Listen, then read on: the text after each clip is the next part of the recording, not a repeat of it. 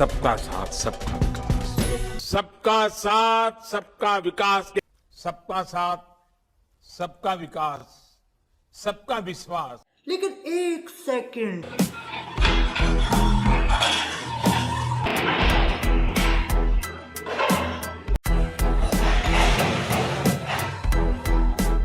एक तारीखी दिन 22 जनवरी था, एक तारीखी दिन 31 जनवरी था। सर, रात के अंधेरे में अपील किए बगैर आप आरे लेकर रास्ता खोल देते हैं। सबका साथ सबका विकास, क्या पैगाम दे रहे हैं सर? 600 साल की मेहरौली की मस्जिद को बगैर को नोटिस दिए आपने डिमोलिश कर दिया। सबका साथ सबका विकास। मैं जिम्मेदारी के साथ कह रहा हूं कि भारत के प्रधानमंत्री और उनकी सरकार भारत के मुसलमानों से उनकी शनाख्त को छीनना चाहते हैं। ख्वाजा अजमेरी के आस्थाने पर चादर बिछाइए, मगर आप जो चादर मुझसे छीनना चाह रहे हैं मेरी मस्जिद है। आप हर मस्जिद को छीनना चाहते हैं। आप बताइए 17 करोड़ मुसलमानों को क्या पैगाम दे रहे हैं आप? सबका साथ सबका विकास। कि आप हर मस्जिद को छीन लेंगे मुझसे, फिर मेरा वजूद किस माने रखता है? मेरा शनाख्त क्या माने रखता है? बात तो सही है। हिजाब में एग्जाम बंद करवा देने के बाद हर बच्चे से राम आएंगे गवाना, तुझे मुबारक हो। एक दो जख्म नहीं सारा बदन है छलनी, दर्द बेचारा परेशान है कहां से उठे।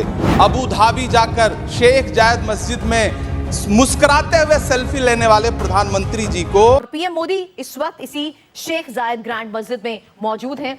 9000 लोग बैठ सकते हैं। सफेद रंग की इस भव्य मस्जिद के मुख्य गुंबद की भी सबसे खास है, जिसकी ऊंचाई 75 मीटर और लंबाई 32 मीटर बताई जाती है। मेहरौली की 700 साल पुरानी अखूंजी मस्जिद के टूटने की चीखें क्यों नहीं सुनाई पड़ती? जिस मस्जिद को लुटियन बसाने वाले अंग्रेजों ने नहीं ढहाया, उसे एनडीएमसी और डीडीए उजाड़ना चाहती है। सबका साथ सबका विकास। संसद से 4 कदम की दूरी पर मौजूद सुनहरी बाग मस्जिद, जिसका सैकड़ों साल पुराना इतिहास है, जिसके सहन में कभी संविधान सभा के सदस्य इंकलाब जिंदाबाद का नारा देने वाले मौलाना हसरत मोहानी बैठा करते थे, वो आज एनडीएमसी को अतिक्रमण नजर आता है। तुझको कितनों का लहू चाहिए अर्ज़े वतन, कितनी आहों से कलेजा तेरा ठंडा होगा। विरासतों को सहेजा जाता है, उनसे नफरत नहीं की जाती, उन्हें उजाड़ा नहीं जाता। तेरे सामने पत्रकारिता का जनाजा उठता, तुझे मुबारक हो। तेरे बिकाऊ चाटुकार, तुझे मुबारक हो। अध्यक्ष महोदय, जब राम लल्ला की प्राण प्रतिष्ठा की बात आई तो किसी ने कहा बिना कलश के प्राण प्रतिष्ठा कैसे हो, किसी ने कहा बिना कलश के प्राण प्रतिष्ठा कैसे होगी, किसी ने कहा जब चुनाव ही प्राण हो तो सोचो कौन सी प्रतिष्ठा दांव पे लगी होगी। मुबारक हो तेरा मंदिर, तेरे राम, तेरा ये भारत, तुझे मुबारक हो। क्योंकि मेरा मंदिर जरूरी नहीं मस्जिद टूट के बने, मेरे राम का घर जरूरी नहीं गरीबों की बस्ती उजड़ के बने। चल पड़े अयोध्या की ओर, राम लल्ला के दर्शन की आस लगाए। जो सामने नजारा देखा वो देखकर दंग रह गए। वो 3 मंजिलें, 400 खंबे, 32 सीढ़ियां, जय श्री राम का नारा लगाते हुए हम सीढ़ियां चढ़ने लगे। पहली सीढ़ी पर याद आई महंगाई, दूसरी पर देश में बढ़ती बेरोजगारी, तीसरी पर पत्रकारिता की चरण चुंबकता, चौथी पर सेंट्रल एजेंसीज की संदिग्ध भूमिका।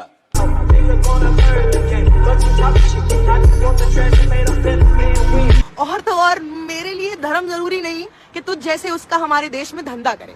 तो तेरे 2024 की इलेक्शन कैंपेन तुझे मुबारक हो।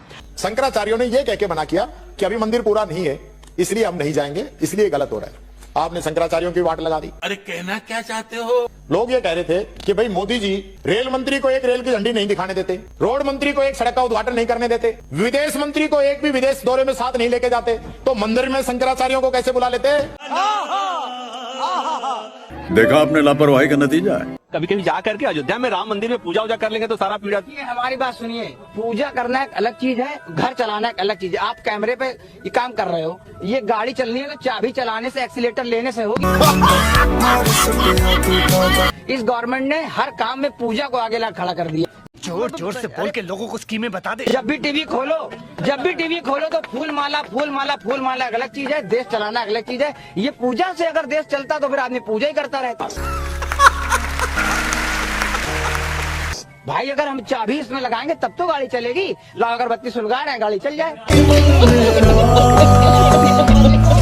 सिस्टम पार देंगे।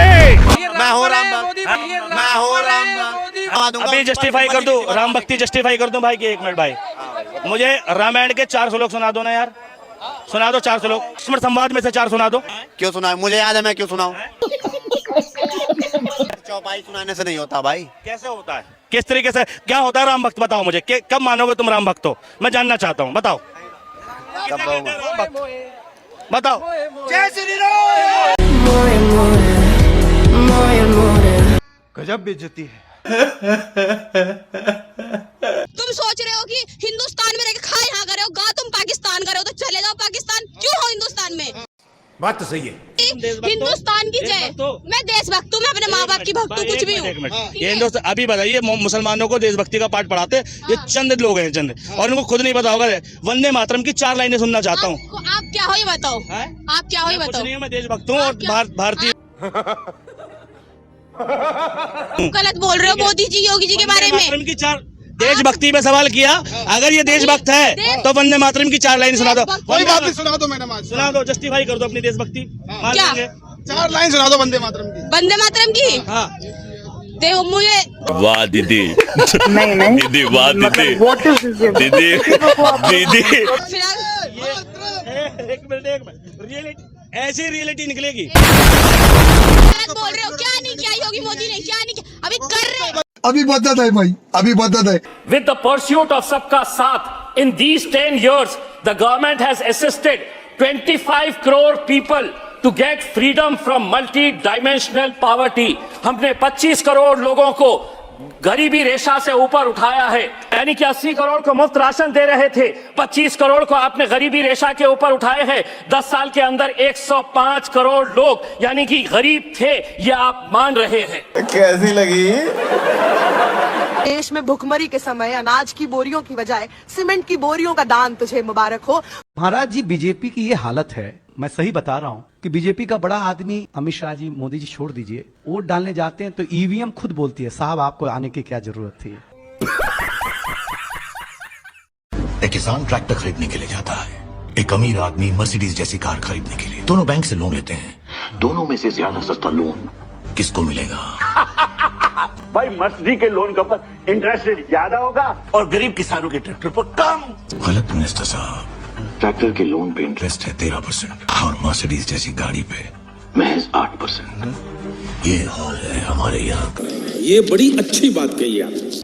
दुनिया के सबसे बड़े लोकतंत्र भारत में अच्छे दिनों की 2 तस्वीरें दी। पहली तस्वीर में जो काफिला है वो किसी प्रधानमंत्री या राष्ट्रपति का नहीं है। ये काफिला जिस अपराधी का है उस पर बलात्कार और हत्या का अपराध भी साबित हो चुका है, उसको सजा भी हो रखी है, लेकिन फिर भी सरकार की कृपा से पिछले 2 सालों में 184 दिन के लिए पैरोल पर बाहर आ चुका है, वो भी 6 बार। अपराधी की गाड़ियों का काफिला आजाद भारत की सड़कों पर ऐसे दौड़ रहा है जैसे यही वो क्रांतिकारी है जिसने 1947 में भारत को आजाद कराया और हम करोड़ों लोगों को आजाद हवा में सांस लेने का मौका दिया। दूसरी तस्वीर में असली भारत का एक सामान्य भारतीय नागरिक नजर आता है जो हर 5 साल में सरकार को वोट इसलिए देता है कि सरकार उसके बेहतरीकरण के लिए कोई कार्य कर सके, योजनाएं ला सके जिसका लाभ उठाकर वो गरीबी रेखा से बाहर आ सके। लेकिन सरकार प्रशासन द्वारा उसके साथ हो रहा व्यवहार। एक व्यक्ति साइकिल से आता है, पुलिस वाला काफिले को देख उसको साइकिल समेत उठाकर फुटपाथ पर फेंक देता है, गिरा देता है किसी कीड़े मकोड़ों की तरह।